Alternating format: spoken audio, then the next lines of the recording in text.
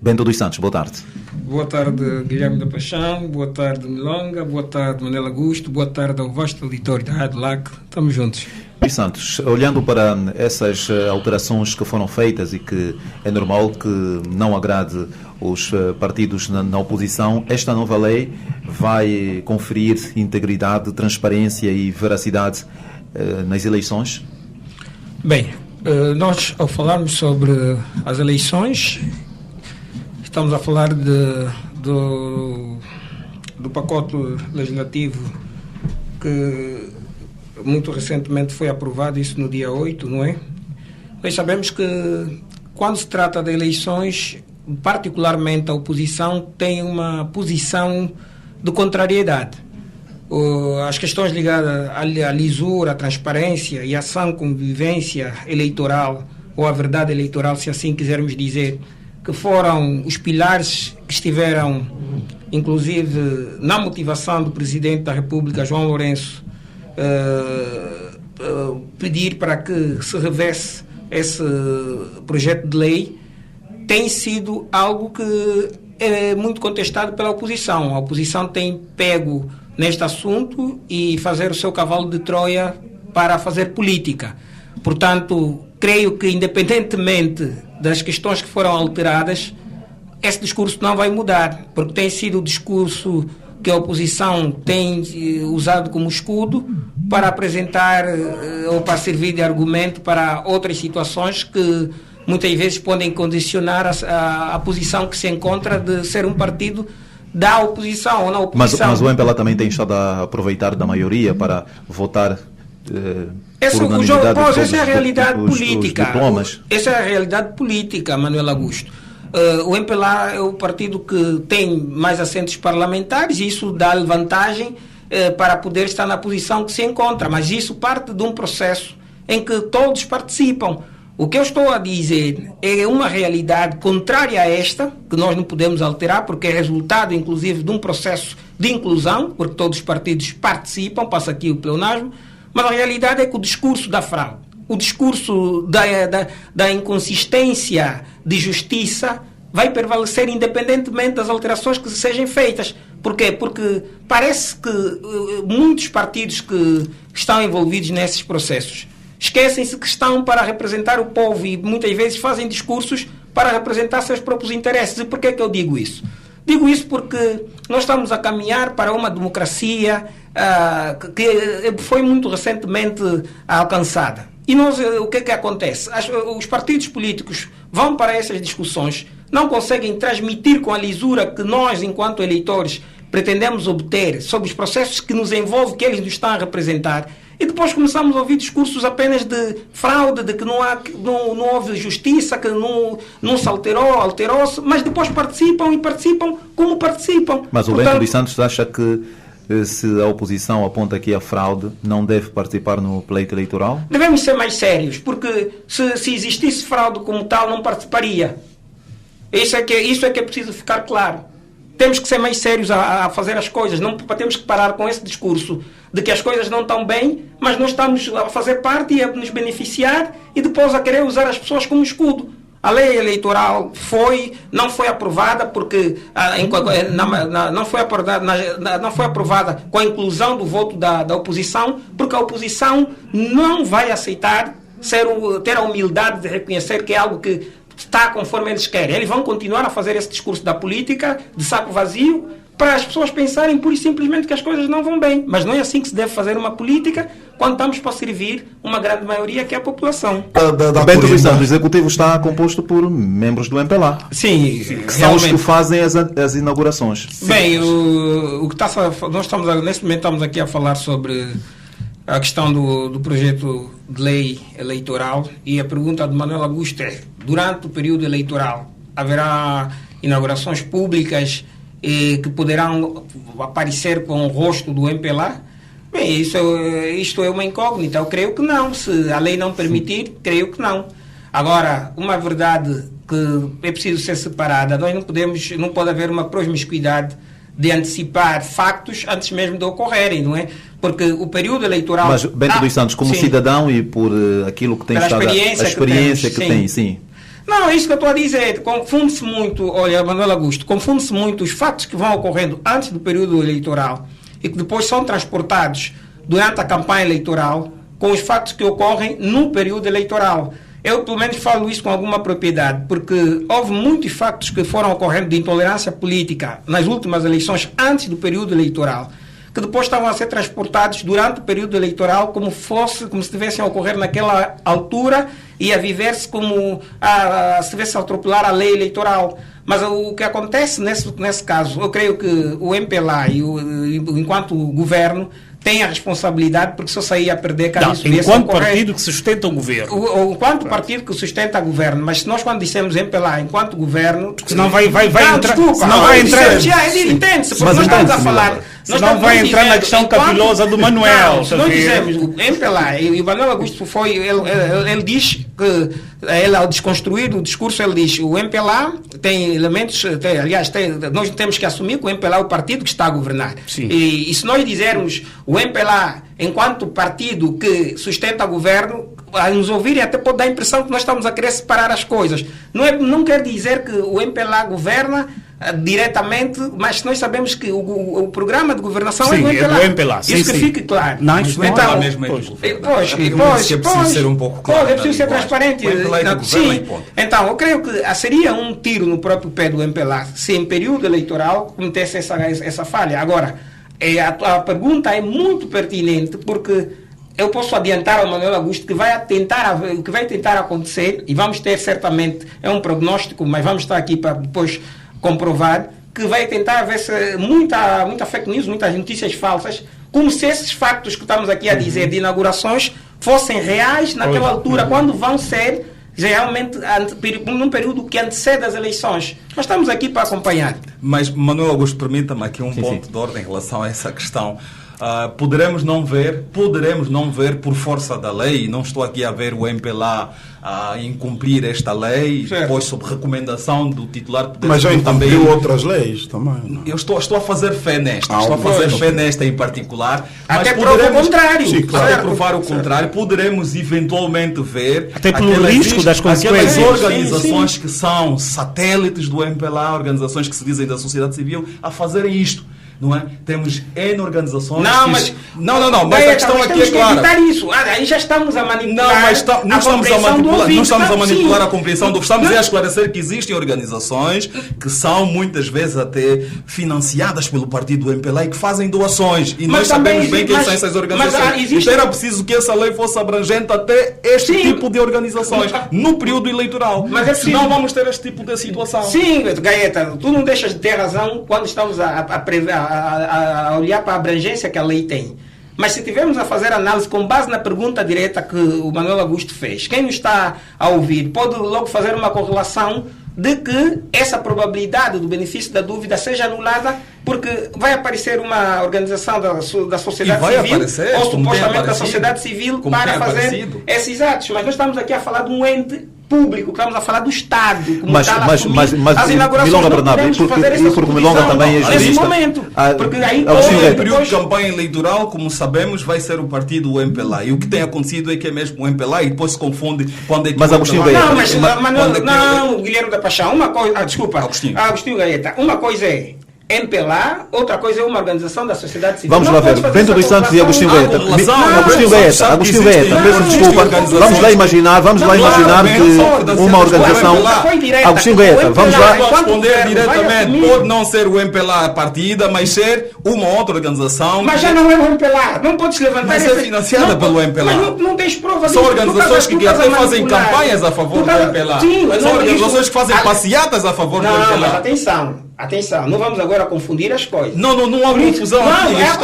Há confusão, sim. Porque se tu Bento dos Santos, eu vou só acrescentar um elemento. Milonga Bernardo, imagina, e porque Milonga também é jurista, imagina uma organização da sociedade civil convida um militante do MPLA para a inauguração. A primeira nota que devemos ter em conta é qual será... A inauguração de quê? De um património público? É isso que nós estávamos a falar. A primeira nota que devemos ter em conta, e aqui estamos na maré da especulação, é qual será o sentido e alcance da lei, do espírito da lei, apenas incidindo-se aos partidos políticos, aos concorrentes diretos, ou haverá também terá abrangência às organizações da sociedade civil?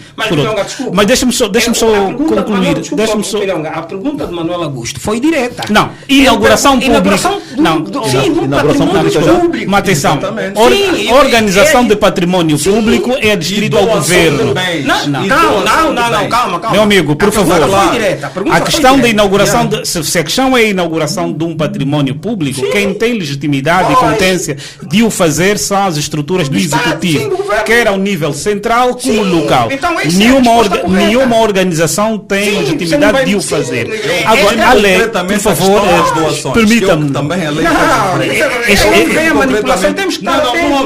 Por favor, ao dueto aí. Agostinho Gaeta, vamos ouvir aqui o Milonga Bernardo. Parece que está aqui por favor, a fugir Gaeta, o que foi precisamente o que tu fizeste. Tanto é que desviaste o cerne da questão do Manuel Augusto. Bento dos Santos e Milonga Bernardo. Eu vou passar agora ao Milonga Bernardo. Por favor. Primeira nota. Nenhuma organização tem legitimidade de inaugurar património público. Fica claro. Os bens públicos são inaugurados por entes públicos. E a lei, a priori, vai proibir que em sede do período eleitoral sejam feitas inaugurações. Isto está resolvido. Relativamente às ofertas, a lei tem incidência nas inaugurações e ofertas. Como sabemos, as ofertas são feitas quer por entes públicos, quer por partidos políticos, quer por organizações. E aqui entendo eu que os partidos políticos, a priori, estarão impedidos de fazerem ofertas no período eleitoral, entendendo-se que estas ofertas têm um sentido de corrupção eleitoral.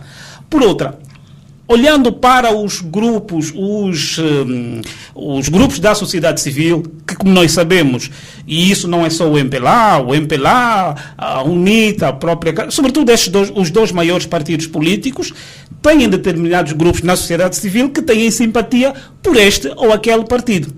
Em meu entender, a incidência da não entrega de ofertas deveria ser para lá dos partidos políticos. Sobretudo, se ou então os grupos da sociedade civil, ao o fazerem, deveriam ter limites. Não irem vestidos de camisolas com o seu partido ou do seu líder e nem sequer fazerem alguma menção ao seu partido político ou ao seu líder. Se assim o fizessem, no meu entender, iria-se cair nas malhas da corrupção eleitoral. Agora, esta limitação legal há que ter também determinadas exceções. Deveria ser a regra.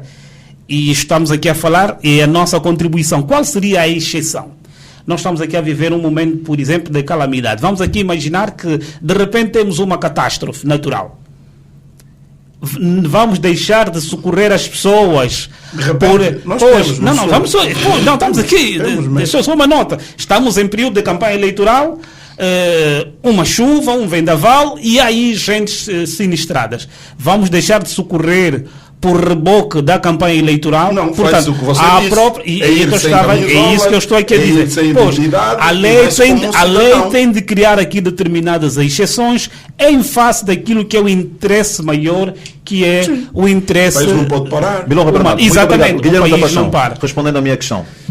Sim, eu penso que isso deve estar bem claro e enquanto o MPLA, pelo tempo que está na governação, a ser verdade este ente, passa aqui o termo, na lei, até certo ponto mostra aqui alguma abertura de que o MPLA começa também a se preparar de que um dia poderá ser oposição e isso pode também servir para os outros. Então isso é um ponto positivo, porque a ser do jeito que está, se incorrer em falhas, como disse o Bento, quem perde é mesmo só o MPLA, porque é que está com a governação. Na verdade é que tem a máquina e movimenta esse tipo de situações. Agora, claro que concordo aqui com o Milonga que deve haver clarificação na própria lei para essas situações terem respaldo de maneiras a que não prejudique outros partidos e que não haja confusão no entendimento também do cidadão.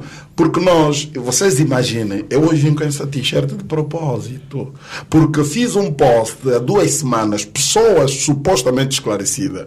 Por isso que eu aqui, quando falava dos Deixa-me dizer que o Guilherme está com a t-shirt da seleção angolana de futebol e ele fisicamente está preparado para marcar golo. Ele está fisicamente bem dotado. Alguém sugeriu palancas negras. Alguém sugeriu no Facebook a nossa seleção. A nossa querida seleção. Sim, mas dizia, porque pensaram que fosse uma camisola do MPLA? A priori, a situação de pessoas supostamente mas é normal. Mas digo, o que é normal? Eu aprendi a distinguir as cores na 6ª classe. As cores partidárias na 6ª classe. Depois fui amadurecendo por causa da definição das insígnias. Cada elemento na bandeira tem um significado. Mas o Guilherme não pode usar uma camisola do MPLA? Se eu não posso? Sim. Poder eu posso, mas não devo. Eu posso, mas não devo. Só que aqui o que está é o quê? É também o facto de nós não termos uma consciência, não só política, como de cidadania. E aqui a culpa vai mais uma vez pelo MPLA também, que dita as políticas de ensino, que nós temos gente até adulta que não sabe distinguir a bandeira do partido e a bandeira da República. É verdade que isso tem outros contornos. Estamos a falar disso, podemos colocar um indivíduo do ensino superior. Não é deste cidadão, a culpa é de quem admitiu mas que também o cidadão tem que fazer. A bandeira de um partido fosse semelhante ou mais do que a bandeira, mais do que a bandeira gaeta. Podíamos levar até a insígnia, até a própria insígnia e até os órgãos de soberanias. A quem terminou o ensino superior não sabe. Sim, mas Guilherme da Paixão, a culpa de alguém não saber distinguir uma insígnia da República e um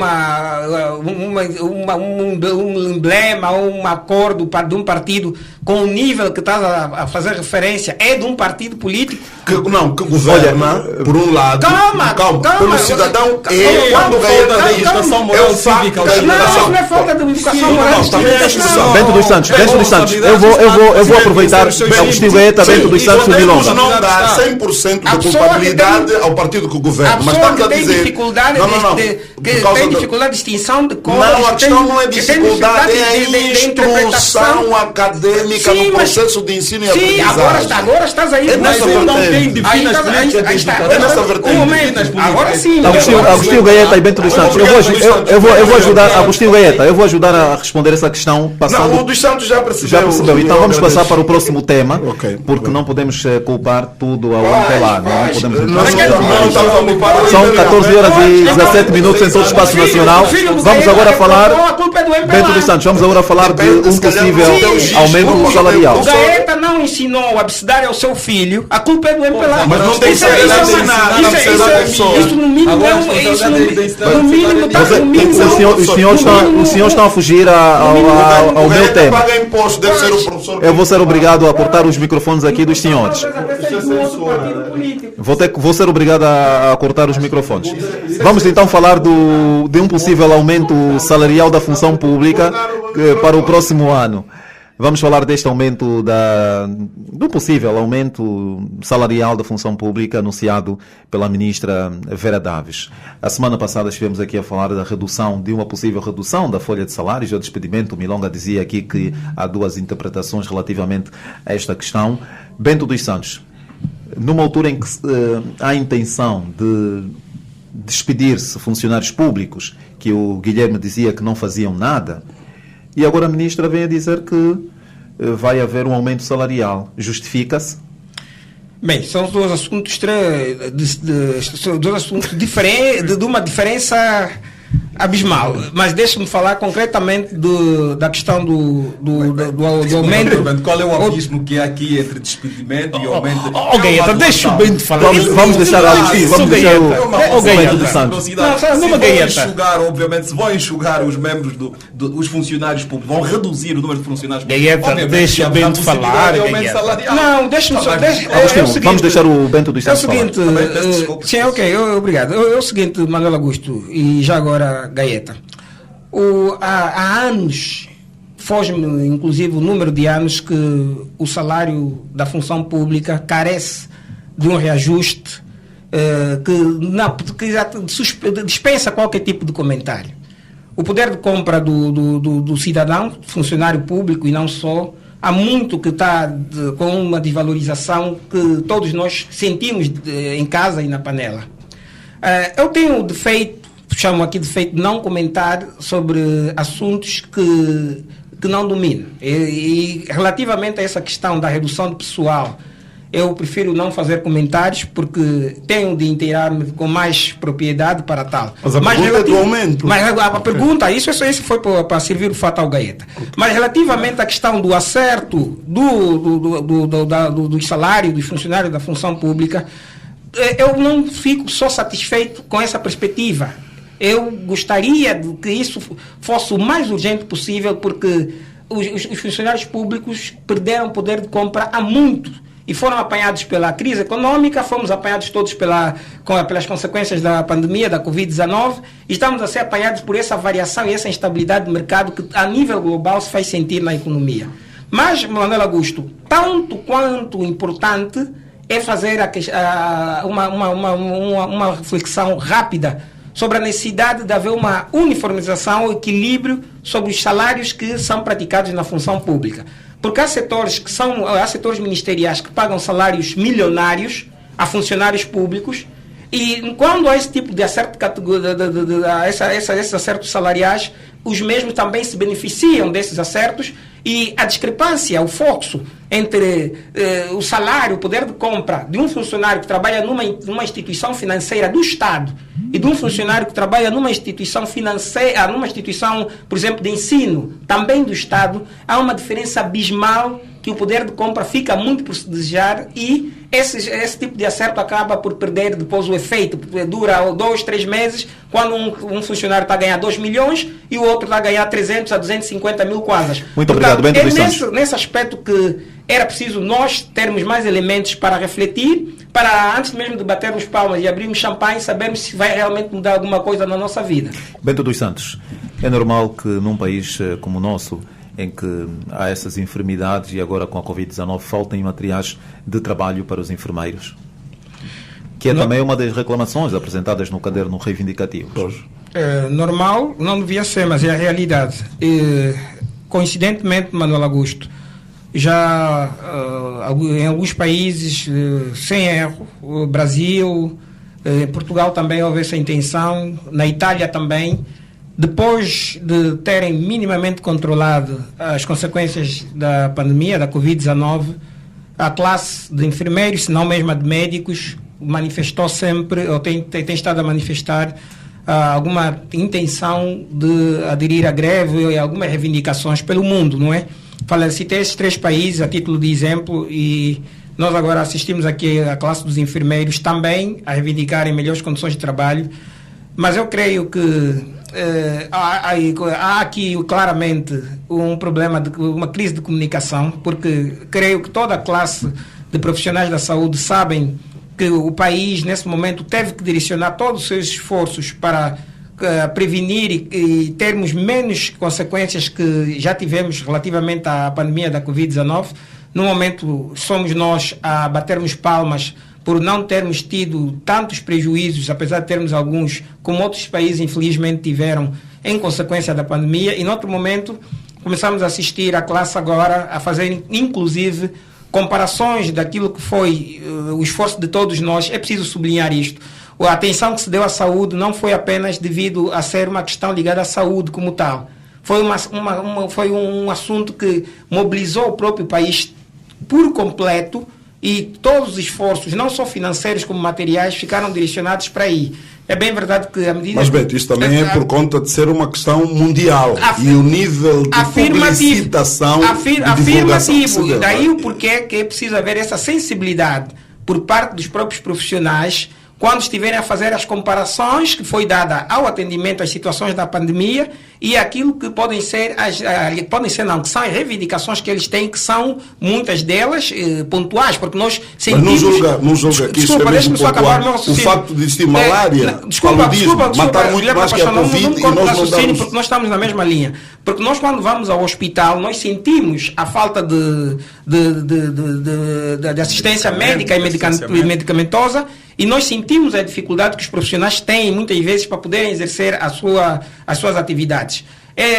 Por isso é que eu acho que, e concordo plenamente com o Guilherme da Paixão, tem que haver flexibilidade a nível do Ministério para não se causar mais prejuízos, porque a ausência de assistência de saúde, o fim pode ser muito trágico.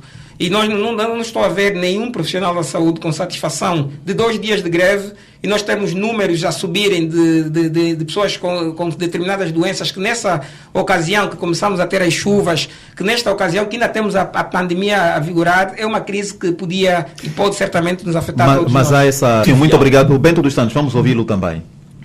Bem, primeiro deixe-me dizer que se o cidadão Galhardo intenta um processo contra um ou outro cidadão, ele está no seu direito de o fazer.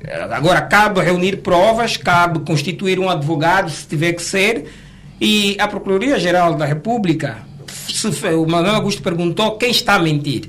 Eu acho que a questão não devia ser posta nesses termos. Não se trata particularmente de quem está a dizer a verdade ou deixar de dizer. Trata-se de provas para se levar à frente um processo. Mas a Procuradoria-Geral diz que não tem provas. Sim, se não tinha. Mas agora o Rui Galhardo diz que tem. Afirmativo. Se na altura que a Procuradoria-Geral fez esse pronunciamento, não tinha... Não, mas eu hoje falei com o porta-voz da Procuradoria-Geral da República. É precisamente isto. Pode-se dar o caso que até agora o expediente ainda não cumpriu, ou não foi, só espero que futuramente... Mas o Rui Galhardo, nas entrevistas, disse, Bento dos Santos, que falou com o Procurador-Geral da República. Está bem, mas só espero que futuramente não se diga que eu já tinha o processo, eu já sabia que há um processo para entrar. Porque aqui, sim, porque o que se passa é que há um cidadão a dizer que vai dar continuidade a um processo, que é uma possibilidade, e se o faz... E nós sabemos, tornou-se também público este assunto, sabemos que é uma pessoa que tem idoneidade para o fazer. Se está a reunir provas para depois apresentar à Procuradoria-Geral da República, o que a Procuradoria-Geral da República tem que dizer e disse, enquanto não tem esses elementos de prova, é que não há processo nenhum. Mas essa possibilidade de vir a se constituir processo, porque o cidadão interessado no caso faz fé, é claro que é algo que nós também temos que ter em consideração. Agora, Manuel Augusto, só uma outra questão. Este assunto não pode ser visto de forma leviana, de o cidadão querer intentar um processo, porque nós estamos a falar de pessoa que, nesse caso, Adalberto da Costa Júnior, que é uma figura pública, que está a se manifestar a intenção de se lhe intentar uma ação. E nós não podemos, os meios de comunicação social não devem só acompanhar essas figuras quando estão para ir fazer conferências de imprensa ou outras atividades que interessam muitas vezes outros órgãos e outros jornalistas, torná-las visíveis gratuitamente, mas também devem, sim senhor, acompanhar para ver inclusive a responsabilidade moral que esses órgãos têm, que esses indivíduos têm. Agora, não vamos estar aqui a tirar pedras aos meios de comunicação social públicos ou mesmo privados, quando é um assunto de interesse público. Aliás, o Manuel Augusto ligou para saber se havia algum facto que podia servir de sustentabilidade para informar o interesse público. Eu falei da questão dos órgãos públicos, eu fiz aqui uma comparação entre os assuntos. E é isso, é o cuidado que nós temos, é o cuidado que nós temos que ter. Porque quando fizemos esses pronunciamentos, tem que ser com uma imparcialidade tal que o próprio cidadão perceba que ainda é possível haver, sim senhora, um processo. E nós não podemos Nós não negamos essa possibilidade. Não se negou essa possibilidade. E até saber, se vai haver um processo ou não. Nesse momento, os jornalistas deviam estar virados para o próprio cidadão que quer intentar esta ação contra Adalberto da Costa Júnior, porque talvez, e eu creio que sim, que ele deve ter alguma sustentabilidade, algum facto que dá sustentabilidade. Muito bem, Milo Paixão, muito obrigado. Milonga Bernardo, como dizem as crianças lá no bairro, Agostinho Vaieta, muito obrigado e até o próximo domingo.